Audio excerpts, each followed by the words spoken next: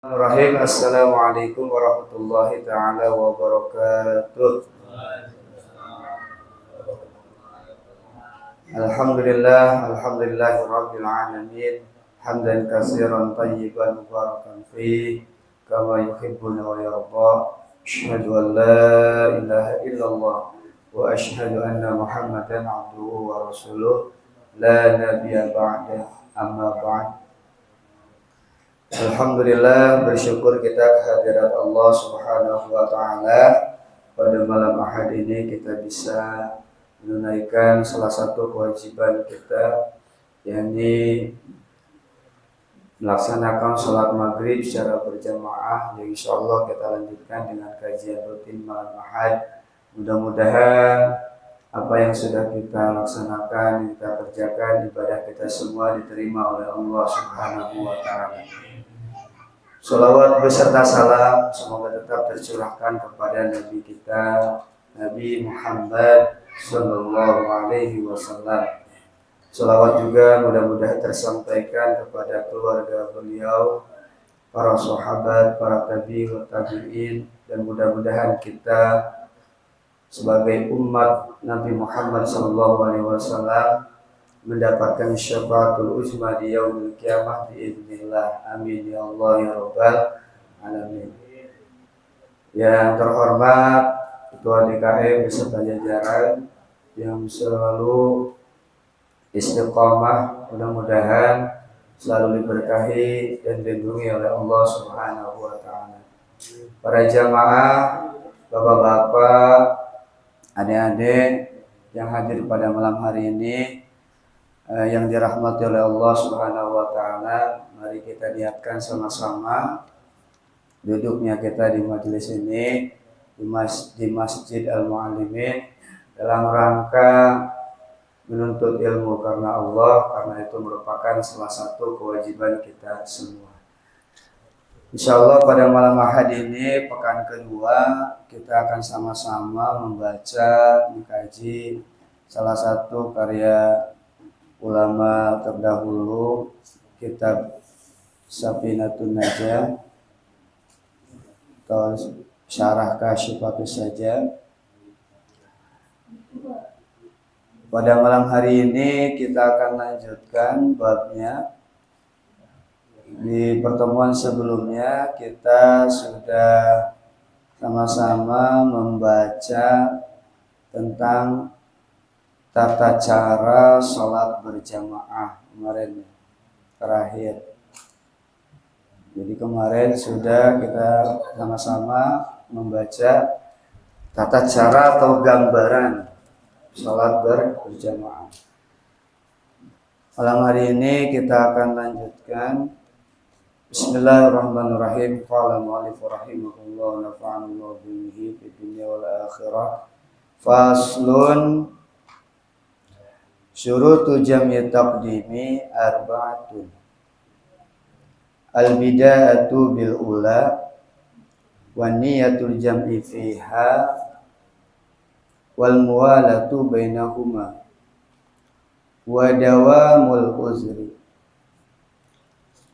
Pasal ini yang insyaallah kita sama-sama kaji dan baca malam hari ini adalah menjelaskan tentang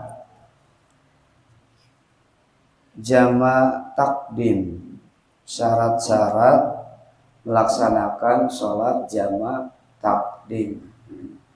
Ya, masih tentang bab sholat, Pak, panjang banget ini bab sholat. Ini hari ini masuk ke bab jama' atau pasal jama' takdim. Faslun, ini satu pasal fi syuruti jawazi jam'i taqdimi, menjelaskan tentang syarat-syarat diperbolehkannya kita melakukan atau melaksanakan sholat jama' takdim. Apa itu sholat jama', bapak-bapak? Nah itu dulu ya, biar nanti masuk ke persyaratannya, biar nyambung. Sholat jamaah itu artinya menggabungkan dua waktu sholat dilaksanakan pada satu waktu. Jadi dua sholat digabung dalam satu waktu, dikerjakan dalam satu waktu, namanya jama'.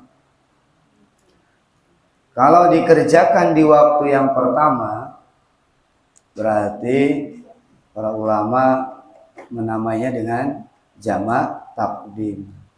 Takdim itu di awal. Jika dikerjakannya di waktu yang kedua, nah itu yang kita kenal dengan istilah jama' takhir. Jama' takhir. Dia nanti mengerjakannya di waktu yang kedua. Salat apa saja yang bisa dijama'? Nah ini jangan sampai nanti keliru. Tentang boleh digabung semua 5 waktu dalam satu waktu, boleh nggak? Nggak boleh. Ada ketentuannya. Saya mau pagi-pagi aja semuanya dirampel gitu. Gitu nggak boleh. Jadi ada ketentuan. Apa saja dari 5 waktu sholat yang bisa dijama'? Yang pertama, bestinya yang bisa dijama' adalah sholat zuhur ke asar. Zuhur ke asar. Biasanya ini tentang waktunya yang tidak jauh. Zuhur ke asar. Yang kedua, maghrib dan isya. Itu aja, jadi cuma 4 waktu itu saja yang boleh dijama'. Subuh boleh nggak dijama'? Boleh, karena secara waktu berjauhan, baik dengan waktu ke isya ataupun dari subuh ke zuhur, terlalu jauh. Karena nanti di salah satu syaratnya memang ada yang terkait dengan waktu. Jadi tidak boleh jedanya itu terlalu lama. Ya, itu mungkin menjadi salah satu alasan. Dan memang tidak ada tuntunannya. Yang bisa dijama' adalah sholat zuhur ke asar, yang kedua maghrib ke isya. Zuhur ke asar disebut jama' takdim, artinya sholat zuhur dan asar ditarik, dikumpulkan dan dikerjakan di waktu zuhur. Di waktu zuhur. Jama' takdim nanti artinya 2 waktu sholat. Kalau zuhur dan asar berarti dikumpulkan 2 waktunya tanpa mengurangi rakaatnya. Kalau namanya baru mengumpulkan. Dikerjakan di waktu asar. Waktunya ya di waktu asar. Itu namanya nanti jama' takdim. Kalau yang dipotong-potong jadi 4, misalkan jadi 2, nah itu namanya nanti qasar. Beda lagi. Kalau sekarang baru jama' menggabungkan 2 waktu sholat dikerjakan pada 1 waktu sholat. Dikerjakan. Maghrib sama isya berarti dikerjakan di waktu maghrib. Itu namanya pengertian dari jama' takdim. Nah, ternyata ada beberapa syarat kita diperbolehkan untuk mengerjakan sholat jama' takdim. Ada berapa syaratnya? Syurutu jam'i takdimin, syarat-syarat melaksanakan sholat jama' takdim safaron au mataron, baik ketika orang itu sedang safar atau dalam keadaan hujan yang sangat lebat. Arba'atun, itu ada 4, jadi harus memenuhi 4 syarat. Namanya syarat, kalau 1 tidak terpenuhi maka nanti jama' takdimnya tidak sah. Namanya juga syarat, nggak boleh kurang, harus memenuhi 4 syarat. Kalau sudah memenuhi 4 syarat, maka kita diperbolehkan untuk melaksanakan sholat jama' takdim yang dikerjakan di awal waktu sholat. Nah, ini memang berkaitan dengan orang-orang pada umumnya, itu orang-orang yang sedang dalam perjalanan, tentang orang dalam perjalanan. Safar, safar. Orangnya disebut musafir. Gitu. Nah ini juga hati-hati, perjalanan di sini bukan sembarangan perjalanan. Ada tentunya syaratnya juga. Yang pertama, perjalanannya harus tidak boleh dalam niat maksiat. Jadi perjalanannya perjalanan mubah. Jadi harus perjalanan yang memang niatnya baik. Kalau perjalanan niatnya tidak baik, ini tidak memenuhi, disebut dengan musafir. Seperti itu. Misalkan kita mau jalan nih dari sini, dari Bekasi kemana, ke Sumatera, tapi niatnya dari sini ke sana untuk, mohon maaf, misalkan untuk niat jahat. Nah itu tidak termasuk dalam musafir. Ya. Yang kedua, jarak tempuh yang harus dilewati oleh seorang musafir, nah ini memang harus terpenuhi. Berapa? Kalau dalam kilometer kesepakatan ulama sekitar 81 kilometer. Ada yang berpendapat 94 kilometer. Lempeng Indah 100 meter untuk jaga. Sekarang apalagi lebih mudah ya, pakai map, nah kelihatan tuh berapa kilometer, berapa kilo. Ya tentu nanti ada beberapa syarat yang memang harus dipenuhi. Jika memang tidak, walaupun jaraknya nanti memenuhi, tapi waktunya ternyata tidak, ya tetap nanti tidak bisa dilakukan. Seperti itu. Kalau dari sini sekitar 90 km kemana ya? Ke Bandung lah gitu ya, ke Bandung. Ditambah macet segala macam gitu kan, bisa lebih lama. Nah itu syarat musafir, baru boleh itu berlaku hukum tadi.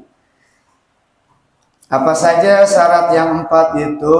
Al-awwalu al-bida'atu bil ula. Syarat yang pertama adalah dikerjakan atau memulai sholat itu di waktu yang pertama. Maghrib kita mau jama dengan isya. Syarat yang pertama harus dilakukan di waktu maghrib. Nggak boleh enggak. Harus dilakukan di waktu maghrib. Nah ini syarat yang pertama, harus dilakukan memulai ketika kita mau sholat jamaah, kita niatnya jamaah tersebut di waktu yang pertama. Zuhur sama asar berarti di waktu zuhur kita laksanakan sholatnya. Gak boleh dibolak-balik. Jadi harus melaksanakan sholat yang pertamanya dulu. Li'annal waqtalaha, sesungguhnya waktu yang pertama itu apa? Karena memang yang dimiliki itu adalah waktu yang pertama. Adapun yang kedua, misalkan zuhur sama asar, waktu yang kedua itu asar. Wasaniyata, dan adapun waktu yang kedua itu tabaun, mengikuti. Jadi kita laksanakan dulu sholat zuhur selesai, baru sholat asar. Nah sholat asar itu namanya tabaun, harus mengikuti waktu yang pertama. Falau sholal asri qabla zuhri, dikasih contoh, jika ada orang melaksanakan atau niat sholat jamak takdim, dia sholat asar sebelum zuhur atau isya, sebelum maghrib, dikerjakan di waktu maghrib, artinya sholat yang keduanya dilaksanakan terlebih dahulu. Lam yasihu, maka tidak sah jamak takdim. Zuhur sama asar, niat nih dia jamak takdim, dilaksanakan di waktu zuhur, tapi sholatnya asar duluan. Asar dulu selesai baru zuhur. Nah itu nggak sah. Jadi harus zuhur dulu. Nah nanti dengan jamak takhir berbeda. Kalau jamak takhir itu boleh dibolak-balik.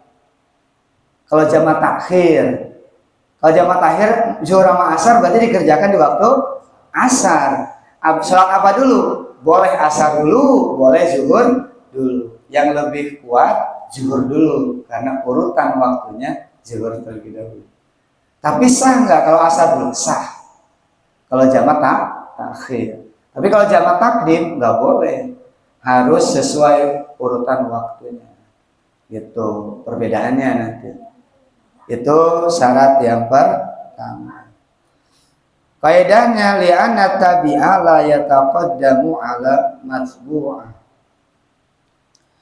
Jadi yang diikutin, yang mengikuti itu tidak boleh mendahului dari yang diikuti. Sama kayak makmum sama imam. Nah itu kaidahnya. Makmum itu gak boleh mendahului imam karena imam itu harus diikuti. Nah ini jamak takdim itu seperti itu, tidak boleh sholatnya itu ditukar. Jadi harus waktu yang pertama dulu dikerjakan baru waktu yang kedua. Itu syarat yang pertama. Wasaniyaha, dan adapun syarat yang kedua dari jamu takdim niyatu jam'i fiha. Yang kedua meniatkan jamak takdim fiha, di mana fi sholatil ula. Pada saat sholat pertama dia niatkan jamak takdim. Pas saat zuhur sama asar, berarti di waktu sholat zuhur dia sudah meniatkan jamak takdim. Gimana niatnya? Pakai bahasa Arab, hafal boleh. Yang penting mah dalam hati saya mau jamak takdim. Sholat zuhur sama asar udah insya Allah sah. Adapun talaffuz bin niyah, mengucapkan usolli fardhu zuhri arba'a raka'atin jam'un bil asri atau jam'un ma'al asri, jam'u taqdimin atau majmu'an ma'al asri, majmu'an bil asri, jam'u taqdimin lillahi ta'ala. Bebas niatnya. Yang penting niat dalam hati, karena an-niyatu fil qalbi. Adapun talaffuz bin niyah, mengucapkan itu adalah bi quwwatin niyah, untuk menguatkan niat di dalam hati, dilafazkan. Nah gitu, disunahkan di dalam mazhab Imam Asy-Syafi'i di talaffuz untuk menguatkan niat. Niatnya mah gitu. Insyaallah Allah Maha tahu. Saya nggak tahu bahasa Arabnya, udah pakai bahasa Jawa, pakai bahasa apa, bahasa Sunda, coba. Makanya saya niat jamak takdim, sholat zuhur ke asar, Allahu Akbar, selesai.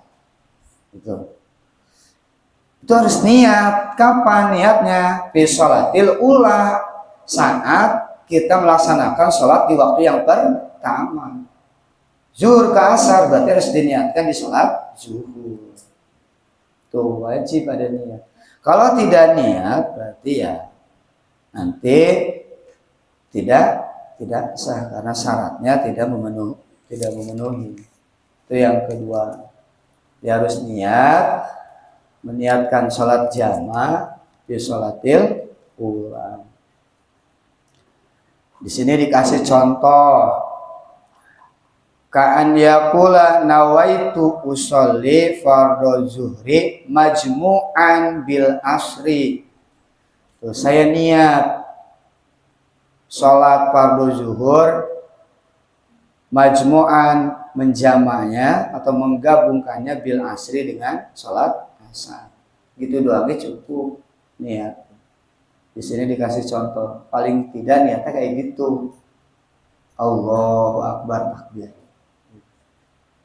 Nah itu syarat yang dua. Wasalisaha, dan adapun syarat jamak takdim yang ketiga, al-muwalatu bainahuma. Al-muwalatu itu artinya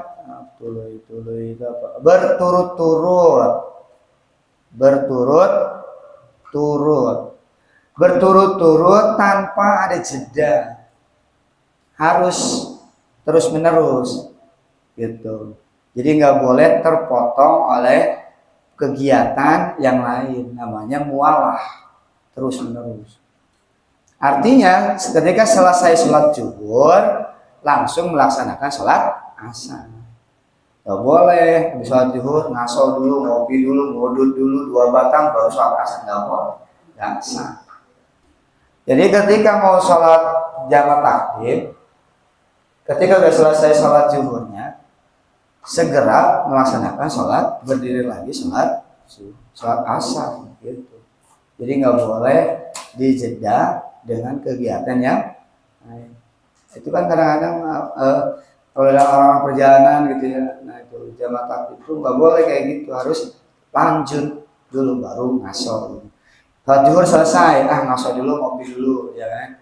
Karena waktunya masih lama, ngerasa waktunya masih lama, wudhu dulu, habis itu baru wudhu lagi sholat asar. Itu nggak boleh, itu nggak sah jamak takdimnya. Nah, di sini pengarang kita membawakan pendapat Sayyid Yusuf Az-Zubaidi.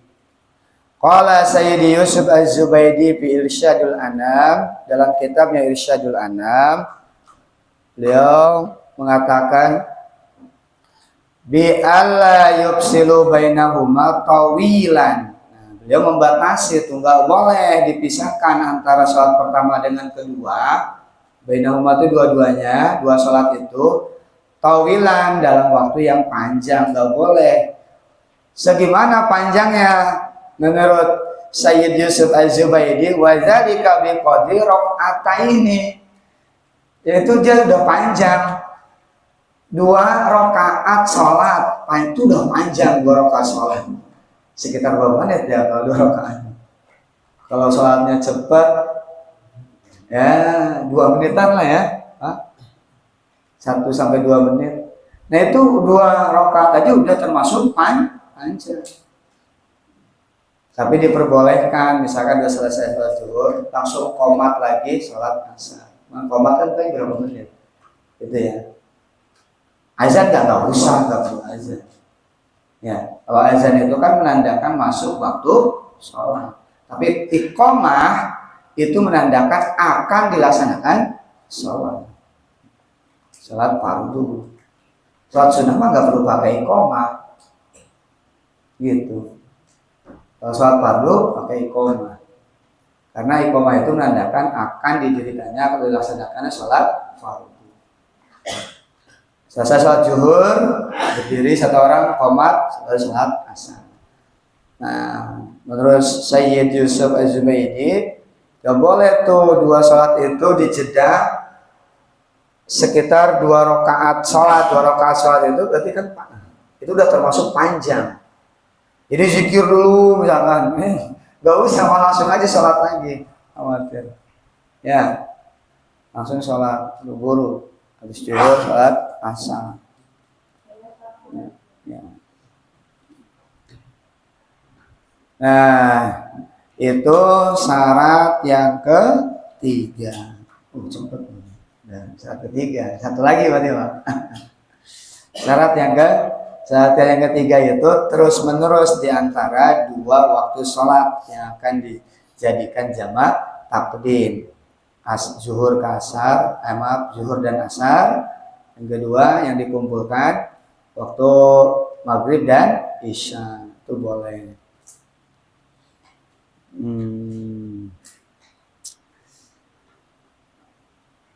Nah, ketiga syarat yang tadi, yang pertama tadi dilaksanakan di waktu sholat yang pertama.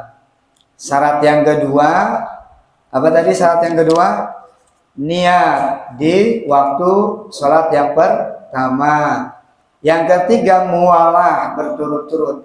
Nanti Yang 3 syarat ini di jamak takdim, salah satu sunanun. Ketiganya ini nanti jadi hukumnya sunnah di jam'i takhiri.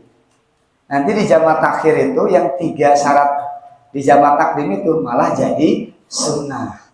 Dilakukan di jamak takhir. Bukan syarat lagi nanti. Nanti soalnya kalau jamak takhir beda nanti. Yang 3 syarat ini nanti akan menjadi hukumnya sunnah di jamak takhir. Nah, gitu Pak. Emang kalau ini sebetulnya harusnya praktek ya. Ketua DKM ngajakin jamaah ziarah ke sono. Nah, tengah-tengah praktekin loh. Ayo, salat sunnah, salat jamak takdim. Gitu. Ya, Ketua DKM-nya. Gitu. Dipraktekin harusnya emang. Kalau teori doang nanti pulangnya lupa. Tapi minimal ada yang nyangkut lah, oh ada jamak takdim, jamak takhir, ada qasar gitu ya Pak. Karena mudah-mudahan ya insya Allah kepake ya kalau kita sedang dalam perjalanan. Lanjut dulu, warabi'aha, dan ada pun syarat yang keempat mengerjakan sholat jamak takdim adalah dawamul uzri. Dawamul uzri. Dawamul itu artinya berkepanjangannya atau terus-menerusnya adanya uzur. Jadi uzurnya ini selain syar'i juga secara waktu terus-menerus ada sampai selesai waktu sholat yang dikerjakan. Ini namanya adamul uzri. Di sini menjelaskan ayabako as-safaro, artinya adanya tetapnya perjalanan ilal ihrami sampai dia apa itu takbiratul ihram bisania ketika dia melaksanakan sholat yang kedua. Artinya bapak-bapak, para hadirin jamaah, syarat dawamul uzri ini kan uzurnya ini orang safar, berjalan, makanya orang ini boleh melaksanakan sholat jamak. Nah disebut dawamul uzri itu sampai dia melaksanakan sholat yang keduanya. Contoh zuhur sama asar, berarti dia nanti setelah sholat zuhur sholat asar.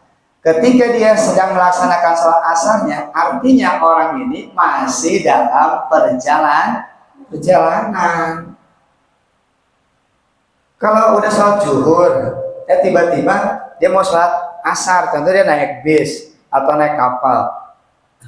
Pas mau sholat asar dia udah nyampe, gimana tuh?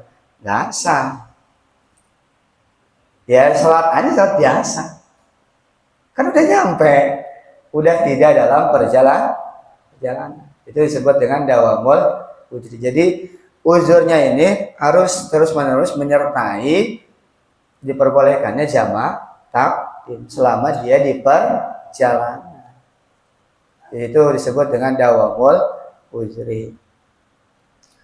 Nah, ini 4 syarat ini jika ada maka kita diperbolehkan untuk melaksanakan sholat jamak takdim. Sholat jamak takdim mengumpulkan 2 waktu sholat dikerjakan dalam 1 waktu. Zuhur dan asar kita laksanakan kedua sholat ini di waktu zuhur. Maghrib isya dikerjakan di waktu maghrib. Nah, ini disebut dengan jamak takdim. Nah, ini apa namanya? Kalau bahasa Arabnya itu rukhsah, keringanan yang Allah berikan kepada kita semua ketika kita sedang dalam perjalanan. Nah, ini salah satu kemudahan kita dalam beragama yang patut kita syukuri. Ini merupakan rukhsah, keringanan yang Allah berikan kepada kita semua. Jadi tidak ada alasan satupun untuk meninggalkan sholat.